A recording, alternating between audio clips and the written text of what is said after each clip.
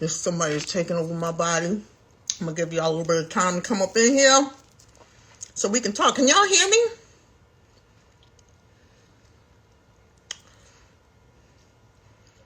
Can y'all hear me? Because I want to make sure I can hear me.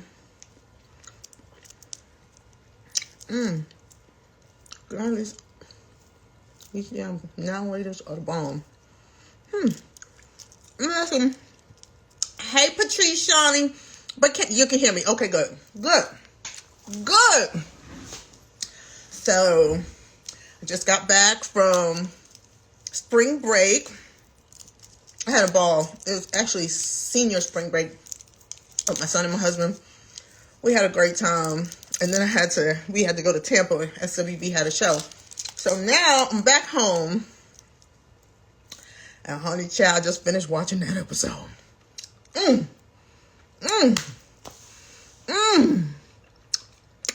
I crying?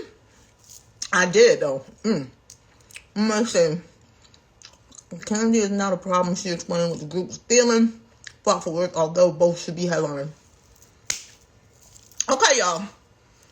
We're gonna get to we'll get to that part, but some things that I want to talk about the show. Actually, I think I have about 3 points that I want to get into before we get into all the craziness. So, 2 tearjerkers from that show.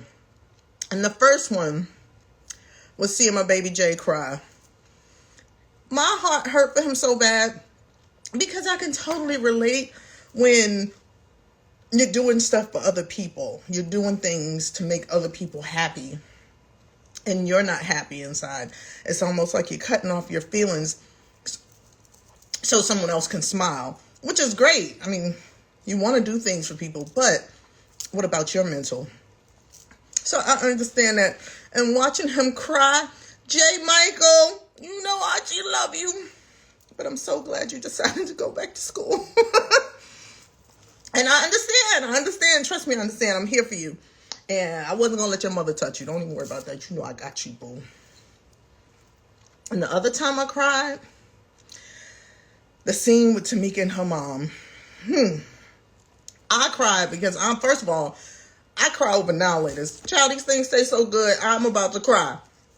But watching her talk with her mom and explain her feelings calmly, respectfully, painfully, because of course, to tell your mom, if you don't respect me, I'm gonna have to step away. Oh my God. I just grabbed my heart like, Mom, understand. And then when her mother hugged her and told her, I love you, I'm like, thank you, Jesus. All right, we're making some headway here. Family, work everything out. We have to. CMB, we all we got. And that, for y'all youngins, y'all don't know that little line. That was a classic movie. But yeah, it's just hopefully they've been able to expound on that because it was a powerful moment. So Tamika, I don't know if you're watching or you got people here watching. I'm very, very happy for you and proud that you were able to express yourself. I think you did a great job. You represented as a great daughter.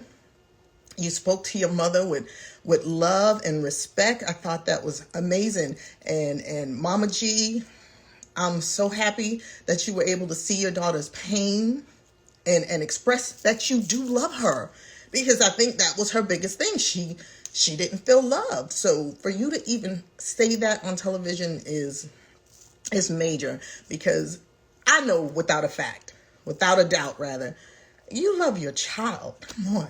That's like a given. So yeah, that little part had me, y'all. You talking to somebody who doesn't have a mom. My mom passed when I was 14.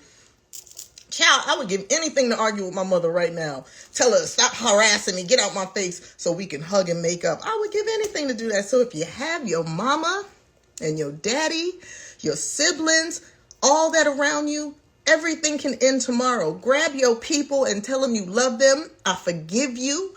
Let's move on. How can we make this right? All right. That's that little message. And then the other thing, I feel like I was Miss Messy Boots in this episode. Look, let me just put this out there. I don't care if Tasha had a solo deal. I don't care. It doesn't affect me one way or another. So trust me when I tell you, I wouldn't have said that no way, no how if it was a regular day. So let's just put that on the table right there. Put it up in the bookshelf. All right, let me read some of these comments. Okay. Miss Lee 2001, why you laughing at me? My mom is no longer here, so I totally agree. Yes. What's up, Ziplocs? Some things can be unforgivable, but the fact that they were able to sit at the table and express it. And my biggest thing is that they were able to express themselves without anger. Yeah, the mom got a little a little testy for a moment, but in the end, she told her daughter that I love you and I'm here for you. And that's what Tamika wanted to hear. So she gave her comfort, whereas she said she never does. She did at that moment. And that was huge. And I mean, I'm not saying just forget everything. It's hard to forget. Trust me, I've been through some shit in my life. People have hurt me bad. But I've learned to look above that, because if you hold on to it too much, it will destroy you from the inside out. Trust me when I tell you. These wigs are covering up a lot of little patches of missing hair, thinning hair. And it also could be menopause. It's about that time. I'm in my 50s. Tamika's still clearly not happy. She went with it out of respect. Of course she did. That's her mom. And honestly, you guys don't see all the scenes, but I was explaining to her when we sat down that your mom is your mom. And in the Bible, it says honor thy mother and father. It doesn't say honor them only when they honor you. It doesn't say honor them as long as they're nice to you and give you what you want. It says honor thy mother and thy father. Our parents are there to raise us, rear us, teach us what's right and wrong, and show us how to walk on our own. Now, they're not going to always get it right. Trust me, I know this. But there's got to be a way to mend fences and move forward. That's all it is. You don't have to forget. It's never going to go away. Pain is pain. You have a scar. You can see a scar for the rest of your life. But how can you get past that scar? That's why I say counseling. Counseling is so important because it helps you move past the event to get to what it is that's in front of you. Now, if you're still dealing with that event every day, you're not moving forward. You're just sitting there dealing with something every day. And after a while, it's going to start dealing with you. You got to let it go. You got to let it go and move forward. Move forward the best way you can. So that's all I'm saying with that. All right, Octavia Stagger says, and I see Latasha's leaving the group. Yeah, from what I understand, I can't confirm because I don't know if she confirmed it or not. But yeah, if she's leaving, they've moved on without Kandi. They'll move on without Tasha. It'll all be. Look, I can't speak on Escape. I can speak on SWV, and we good right now, child. And we've been through it. I ain't even child. What? We've been through it. We are three totally different personalities. Coco's the smart, diva. She's our diva. Lily is the crazy wild one. And literally, I got my issues, but I've always been called the responsible one. I didn't ask for the title. Let me see. Some of these comments are messy. Oh, well, we don't do messy on this one right here. No, we're uplifting. I'm not going to beat down no black woman. You can go to somebody else's live for that. Okay, booze? Yes. Anything music coming out? Not really. We're going to hold off on new music because it's actually frustrating recording music, and I know a lot of you say you love it and you want it, but the new music didn't fare well, and that was a little disappointing because I felt like I Missed Us and Still were two of our best albums, but because they came out later after the reunion, I don't think it was accepted as well. Hey, Jenny! So, but yeah, I don't know. It's never too late to say never, but we'll see. We'll see. All right, I want another collab with Brian Morgan. Brian got some old school stuff that he never released. So, I'm just saying, Hit up Brian. um, Life is too short to let it go. Oh, let it go. I'm sorry. Yeah, you're right. Real fans, love your music. Thank you. Thank you. I don't know when we're coming to New York City. I don't know, but hopefully soon. Hopefully soon, because I don't know if y'all know, anybody from New York City know Ray's Famous Pizza is the bomb. And I love it. Let me see. Maybe do a single. Zach, yeah, possibly. That's an option. How do I feel about Don Juan saying didn't sell many albums? I don't feel any way about Don Juan. I don't know. Has he? No, let me stop. I'm not going to let y'all make me messy. Y'all not going to make me messy on this show. All right. Now let's get to the juicy part. The final scene. The final scene. Yeah, I think that's when the whole collaboration thing it went left. Coco and I literally uprooted our lives and moved to Atlanta when we got a call about doing a collaborative performance with Xscape that was based off Verses.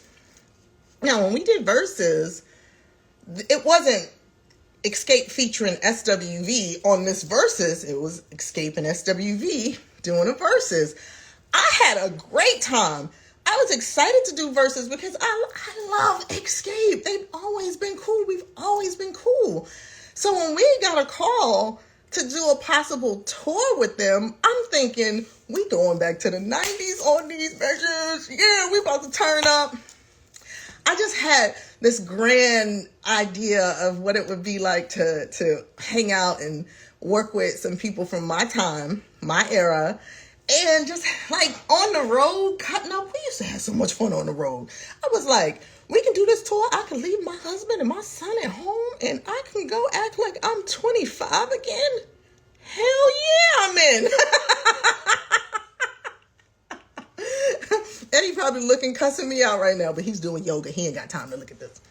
But yeah, so when that was brought up, it just kind of threw us left because not once when we were approached about doing this collaborative show did we ever think we need to be headliners or we need to have more props than Xscape, or we never thought of it that way. So when it came up, it kind of like, it took us aback because that's not what we were told. So yeah, it kind of got messy. And honey, let me just tell you, Coco's faces when I was watching the show, you've got to look at Coco and Lily's faces. They are priceless. Someone needs to make memes of their faces because child, the eye rolling, the staring off like I didn't take my bipolar medication. It was hilarious. But all I can say is this.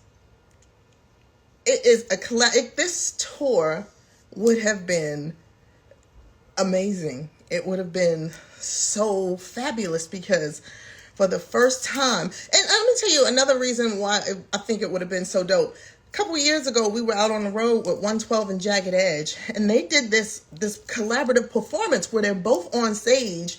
Like 112 sang Jagged Edge's song, Jagged Edge sang 112 song, then they come off and do their own song. It was so dope. It was so dope. So when Mona Scott approached us about doing something like that, kind of like how she did with Xscape. When Xscape decided to get back together, she did this whole reality show that built up this tour that they were about to do. They went out and killed it. But yeah, it was supposed to be like that. Hold on, my husband's coming in here. And you found mine? Yeah. Oh, he found my iPad. I could not find my iPad for like weeks. I don't know where it was. It was probably in his bag because he's always taking my stuff. And of course it's dead because he took my stuff. But anyway, so yeah, when Mona and Xscape did Just Kicking It, and then they built up the tour from there, it did great. They had some great acts like Monica and Tamar. Hell yeah. I was at that show. It was a great show. So we were trying to do, Mona had that vision again when she asked us to do this show. Didn't turn out that way. Clearly, there were hiccups. So, yeah, there were hiccups. But again, like I said, ciao.